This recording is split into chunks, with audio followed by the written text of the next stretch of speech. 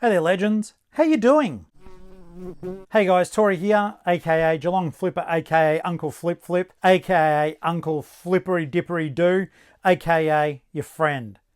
Lots of names I just made up. You can find me, obviously, here on YouTube or TikTok, depending on where you're watching and how long this video goes for. You can find me on Instagram. You can find me at my eBay store. I hope that everyone is doing exceptionally well. Thank you so very much, guys. The response to my little tutorial I did has been really, really good, and it's really encouraged me to try to do a lot more in the future, that I can tell you how I do my eBay business, which is a part-time business for me at the moment, and how I'm trying to grow and learn, and things I do when I'm out and about. Now, to some of you, this will be annoying, but I do want to acknowledge when people have been very helpful. And in the last one, when I was talking about how to list, a basic guide for beginners, some of you guys out there, Jane was the first one, I believe, to bring it up. Jane said, hey, there's an area there, custom SKU, and you can put it in, and when you get a sale, it shows up on the sale. And then my friend Liam, also a reseller, said, hey, that's right, this is where you do it. Guys, thank you, I appreciate it. And I may actually do an updated little how-to video covering that sort of stuff. Got the old iPad open. I just want to acknowledge people and things. I did a crybaby, I lost a subscriber video, and a lot of people subscribed. And someone said, I've subscribed so as I don't have to listen to your ugly crying. Ian of Liverpool, he goes, jump over the pointless waffle to the eventual start of the, Ian, you made me laugh, son. Yeah, jump over the pointless waffle to the eventual start of 4 minutes 20. So I've crapped on for 4 minutes 20. So what else have we got here? Ultra CB said great. Yeah, that's it. Ultra CB said great finds. Gina, absolute legend. Thank you. Loretta, thank you. Now Ruby Willow, made some great points about book sales and the like, and Connie was like, thank you, I enjoyed the tutorials. JC, thank you. Jackie, beautiful comment there as well. Of course, we always have the disgruntled octopus, and thank you so much for your support and help too, mate. Good on you. Alrighty, lots of other people here were writing and caring, and that made me go, even if I'm not doing something right, at least it's entertaining.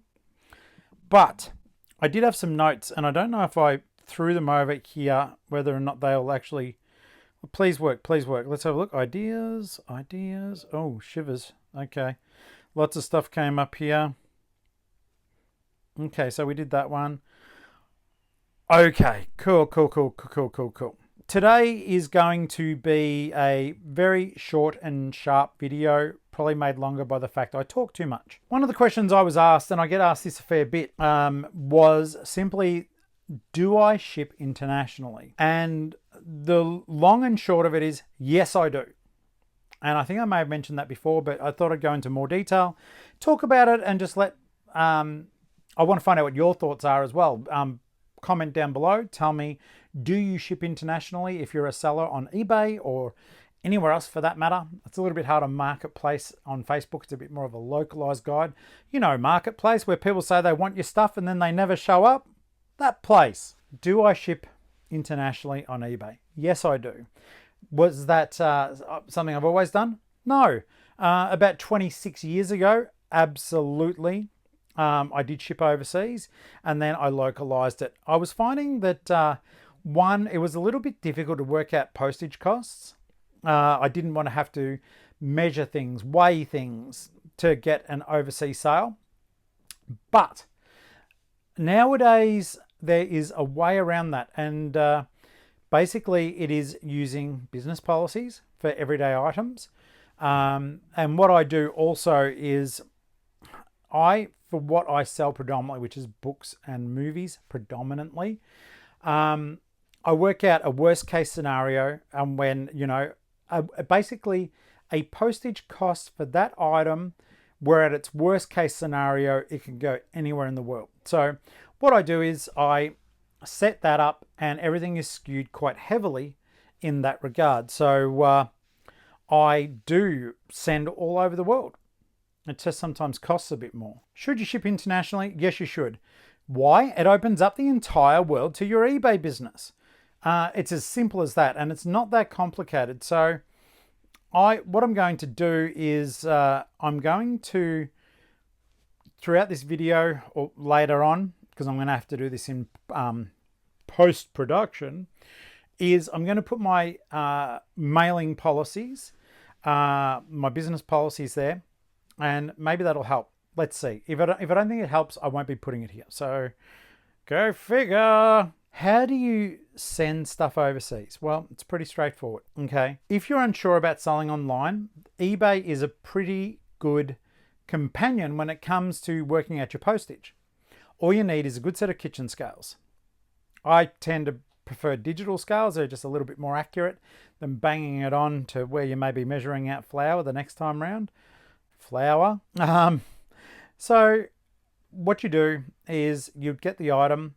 You've got to take a lot of things into consideration here. Dimensions are important of the packaged good, not the goods itself. So you say you've listed your item, you've taken all your photos, you're getting it ready, and you go, I'm going to sell this internationally. You put all the wrap around it. Basically, you package it ready to go after you've done your listing. You would even put your cardboard or whatever it is around there as well. Get it ready. Pop it on the scales. Measure it out, width, depth, height, weight. And then you pop those details into eBay, and eBay can calculate the postage based on where the person lives, where your item is heading off to, and it's almost pretty bang on. You just have to be very accurate with your measurements. I screwed it up a lot at first, and it was costing me money. A worst case scenario was where I let eBay calculate the cost of a Singer sewing machine. By the way, if you do watch, thank you so very much. But it went up to Queensland, and I screwed up, and I didn't put the right details in, or I missed something, and it was like $20 odd wrong. That's a pretty hard hit to take. I must admit, I paid $5 for the sewing machine. I resold it for, I think it was $200. This is a while ago. Beautiful sewing machine, but the actual postage itself, I was a dunce, and yeah, it cost me an extra $20. Thank God there was still a lot of fat on that bone, so I cut that off. But yeah, if you don't measure stuff properly, you will find that you do get caught out. Measure, weigh, input properly, double check, because for all you know, those items may be going to some location you've never heard of in the world, which is pretty cool. I love the fact I've had stuff go over to the Middle East. I've had stuff go to Hungary. I had a pop vinyl go to Hungary. I've had a lot of stuff go to the USA. I've had stuff go to the UK. I've shipped 1 or 2 items to New Zealand. But here's the really cool thing. Those things may not be as ready supply in those countries. So all of a sudden, I've opened up my shop to the world, and the world's shopping with me. Sure, I do have to fill out the customs declaration for every darn thing, which is a pain in the butt. And I can tell you right now, Australia Post, for a little bit of cheeky feedback, your website for that sort of stuff really sucks. And the fact that it struggles with addresses makes it all the more difficult. And it actually creates a bit of a burden on your post office staff too, because I try to do all that stuff at home, guys. I'm sure that you guys do too. You don't want to spend time at the post office, but so be it. If you've got to do it, you've got to do it. And the nice thing is, you never know. That person may go, geez, even though it came all the way from Australia or whatever country you guys are coming from, because I know that I've got some international viewers as well, and I thank you for that. Say you're sending stuff from the UK to Germany, then, that German person might go, Ripper, that was easy, buy off you again. I would love to establish relationships with customers from other countries where they're buying from me all the time. It's certainly a fantastic problem to have. So I don't know if there really isn't that much in the way of problems. You may find you are dealing with scamming a little bit more, depending on the country that you're sending it to. A lot of opportunities there for it never arrived, track your postage. Now, at least over here, anything that we send like that, the postage is tracked. I make sure the customer has the tracking information sent, and then all I do is I most certainly make sure that I am keeping the customer informed the entire way through, especially that sort of thing. Like some of the addresses are weird. Like I'd sent one to Qatar. There was no street address. There was nothing. And I'm like, that's what eBay supplied. And that's the other thing too, guys. A common scam with mailing is for the buyer to contact you after they've purchased and paid and changed the shipping address. Now, generally that signifies a compromised eBay account, in my opinion. If it is the real person, they can, all I ever do, and this is my advice to you guys. Firstly, never send to an address that someone has messaged you to send it to. eBay supplies you with your shipping address, and that is supplied by your customer or who we hope to be the real person. I sold a couple of things where people have said to me, oh, I don't have, I forgot to update my address. Can you send it here instead? And I've said to them, I am terribly sorry, but no, I can't. I only send to the address supplied to me by eBay. And if you do want I can send the item out, but just so as you know, I'm also contacting eBay just to protect myself and to protect you. You always say protect you. It's really protecting you.